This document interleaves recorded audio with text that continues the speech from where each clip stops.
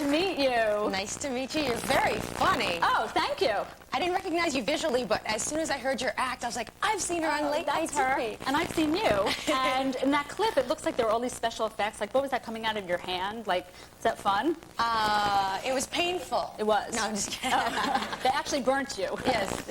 No, it was a fun part to play. I mean, there were lots of things that you had to wait for, like there's one where something ripples on my shoulder and I had to pull my real arm back and they put this fake arm on me, and like the prosthetic things took forever.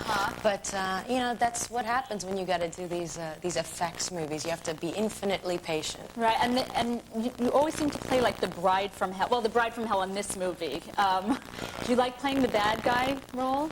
Yeah, I do. I mean, I've played the girlfriend to the funny guy, and Right. in this one, I read the script, and we were talking about the love interest, and I read the part of Aki Vasha, and I just fell in love with her, and I said I could have fun playing Aki Vasha, So there was a love interest. Yeah, there's a love interest in the film as well, but I really wanted to play this part, and I had a great time learning how to work on wires and fly. Oh, yeah, fly around. Fly. Yeah, we were going to try to fly you in here. It's that, talk about pain. Yeah. If you stay up there longer than 5 minutes, you probably pass out. Yeah. Well, we have to take a break, but we'll be right back with Tia Carrere on later. Talking about Wayne's World. You have failed, God. You have all failed. But the bad guys died with her. And in moments, I will be invincible.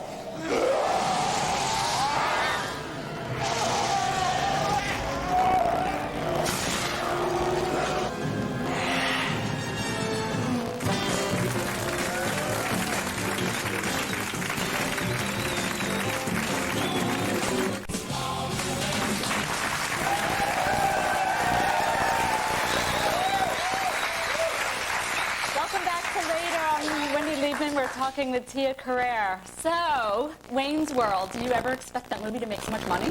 Well, you don't think about those things when you get into a movie. I mean, I read the script and I just started laughing out loud. And I thought, this is something that I have to get. So it's a good thing that I got it, because somebody might be dead in my path. And that was like your big break. Yeah, it was. Yeah. But I mean, nobody knew. I mean, people were asking me, what's this movie, Wayne's World? I mean, some people that had seen the skit knew what it was, but most people were sort of wondering what it was, and then when it hit them over the head with 200 million domestic. Is that how much it made? Something like that, yeah. Yeah. And you got the part by accident, I heard?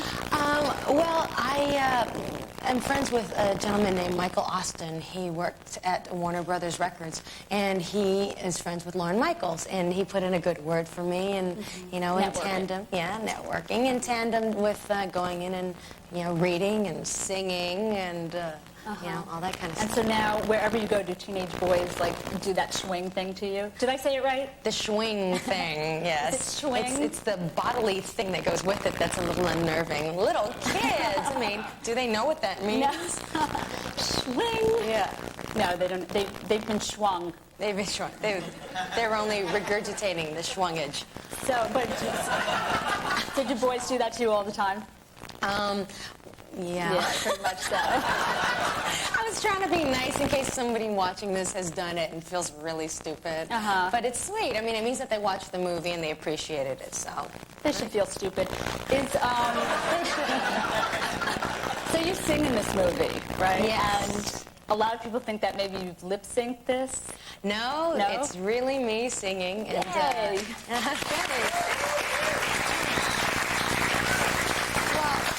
because I mean, I take it as a compliment that they thought it was looped in, that it was so good. But yeah, I got my own record deal out of that. So, but you were always a singer before that, but then since I was 10 years old, since I was little, and my grandmother took me to singing lessons and everything. And Get out there, Tia. Yeah. Right? So you got a record deal, and you released one. Called Dream. Yes. Do we have it here? Oh, I know. I saw that. I'm very impressed. You found it. Can we see that? That's Tia. And Unnecessarily plugged. are there any other plans for a second CD? I'm writing for another one right now. Bi, cool, pop. Can you sing a little bit now? I'm sort of losing my voice, but... So maybe we could just like lip sync it. lip sync it. You could sing it for me, Okay, and I'll and you'll remember. lip sync it. My Millie Vanilli.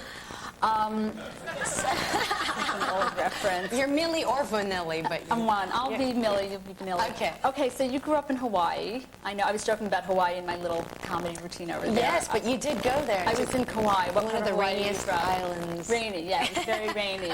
Yeah, in the tanning salon. What island did you grow up? On Oahu. Uh-huh. On Oahu, the big city. Or so I thought until I moved here. But you lived with your grandmother in Hawaii? Well, my whole family, long story short, my family moved No, to... make it long. We can half hour. No, they moved to Samoa, and so I spent a lot of time with my grandmother during my teenage years. My whole family was in Samoa. So it's the perception that everybody's always just drinking pina coladas and lounging in Hawaii. That's not true, is it? Yeah, the tourists are, the local people are serving the pina coladas. Working their butts off, right? No. I never worked another job in my life but acting. So McDonald's turned me down. McDonald's did? What do you mean? I know, I probably shouldn't admit that, but it's my deep, dark little secret. They turned me down, but that was just for eating there.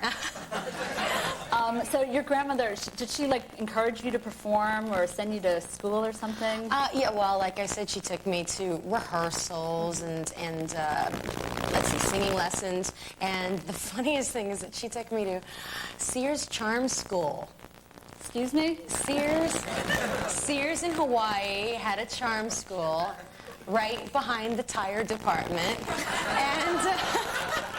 And they taught me how to sit with my, with your knees together and point your toes so your calves look good and your hands to the side. And I guess I should try that.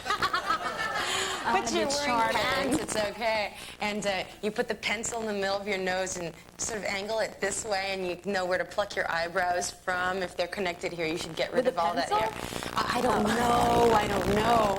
I don't understand. They taught me how to walk and to talk like a regular lady. What are you, Eliza Doolittle? Yes, exactly. So I heard that you got your big break. You were in the grocery store one day.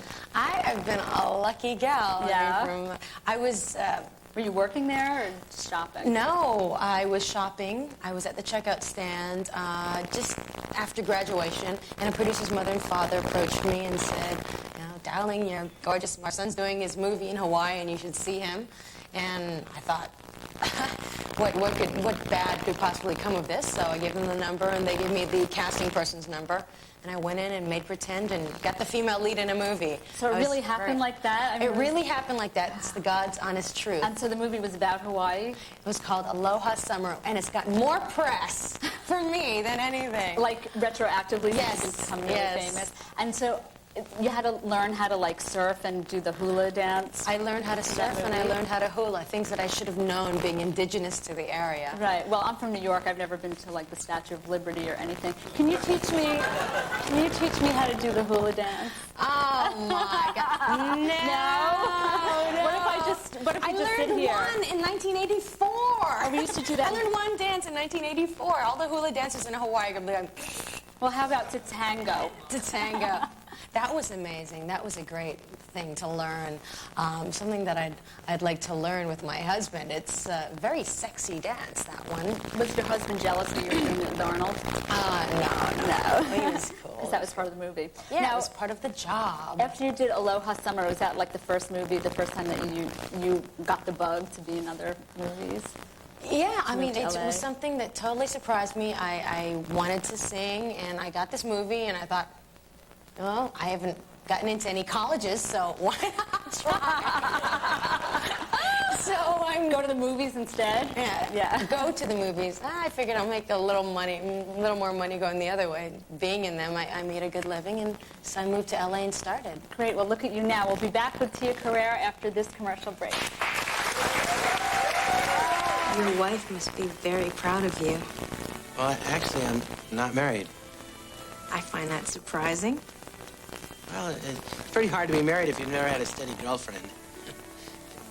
Well, but I'm much too busy with work to think about much else other than work. That's very admirable. The last time I heard someone talk like that was old Mr. Riley. He was head of the history department until last semester. Retired? If you can call being beaten to death retiring. Coffee? So Arnold Schwarzenegger got you smoking cigars. Do many women do that? Do a lot of women smoke cigars?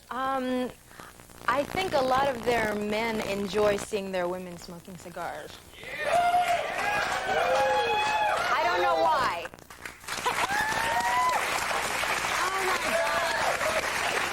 With the charming Tia Carrere. Why do you think that men like women who smoke cigars? I don't know. Go figure. Yeah. Sometimes a cigar is better. No. Sometimes Then what, cigar. Wendy? It's just a cigar. Well, where did you learn to smoke a cigar? Well, I had been talking about Arnold smoking cigars, and I was like, oh gosh, he smokes these smelly cigars all day long. And a friend of mine was smoking Lieta. And he said, have you ever tasted one? And I was like, no. He said, taste it and you'll know why. And I tasted it and I thought, wow, this is really great. And I never liked smoking cigarettes. And I tried, it was hip to smoke a cigarette. I was in a Catholic school and I'd roll up the sleeves and smoke cigarettes, but I couldn't. I just couldn't get the taste for it. And this was yummy. It was good. It was delicious. It Do you was inhale? Delicious. No. No, you're not supposed to my inhale God, a no. cigar. I know, that's the big Some mistake. people do, though. Some, Milton Berle and people like that inhale. What about exhaling it? No. So, there's this, you belong to an exclusive cigar club. Do you want to tell me about that? Exclusive. Wow, that sounds so she. No, I belong to the Grand Havana Room. And a friend of ours, Joey Pantoliano, asked me, and I said, we're interested in building a cigar club. Would you like to be a member and help us publicize it and stuff like that? And you can have, your membership and your box. And I'm like, hey, this sounds great. And it turned out beautifully. Wait, your membership in your box, like you get a humidor? Yeah, you get it's a huge walk-in humidor, like glass doors, and you walk in, and it's all the way up to the ceiling. It's very beautiful, and everybody's got their own box with their plaque on it with a key. It's very ceremonial. It's like a safe deposit box. Yeah, sort of. And so you've bumped into some famous people there, Yes, I have to admit, I was very starstruck. I mean, it's one of those exclusive. Wait, you get starstruck? Of course you do. Okay. There's people that you don't see every day, and Mel Gibson walked in. I was like, okay, I'm not gonna look.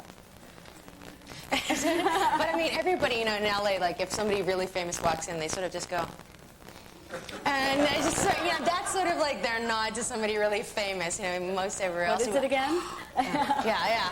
But it's sort of just this little. Did you learn that in? Just being really cool. You're being really cool. Did you learn that in charm school? You can school? tell everybody. Yeah, that's what I learned in charm school. Money well spent. So you live here with your husband. You own a restaurant with him. Ely, is that his name? Ely. Mm-hmm. Yes. Wait, you have to sing. Oh, now you're singing. I just say his name. No, yes, Ely and my 3 doggies, my 3 big doggies. And we have Kachina restaurant downtown, which is like a southwestern Tex-Mex. We have Tacos, which is a fast food, version of that in West Hollywood. Benvenuto, Italian food. Oh, so you have a whole string of them. Yeah, I'm working on Pacific Rim, and I'll never have to cook in my life. That would be great. I don't know how to cook at all myself. And how did you meet Ely? Did I say it right again? Yes, Ely. I heard that you thought he was like a valet parker. He hates this story. I told him I wasn't going to tell this story anymore. Really? No, I'll tell it then. No. Yeah, because it's in print. It's it's written and read, but and regurgitated. But I met him at Roxbury in the parking lot, and somehow that sort of snowballed into it. I thought he was a valet parking guy and this and that. But So you gave him your car. No, I gave it to some other guy, and he said, have a very nice evening. You look beautiful this evening. I thought, very classy, very nice, And did you ever find your car? Yes, got it back at the end of the night. Everything turned out fine. Well, you have to teach me to smoke a cigar. We'll be back with Tia Carrere after this.